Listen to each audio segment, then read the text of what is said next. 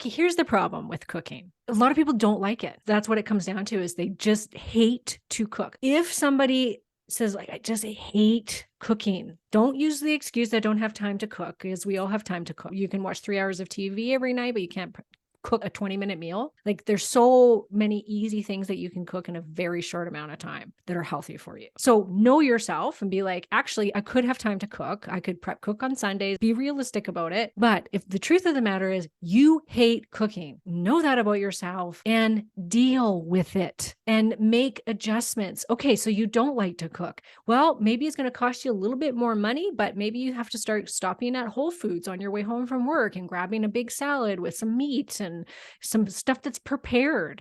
Maybe you have to hire somebody to come in and cook up some frozen dishes for you that you can just throw in your freezer, pull out and cook for your family. There's ways you can go about it nowadays. There's so many options out there. Know yourself and make adjustments for it.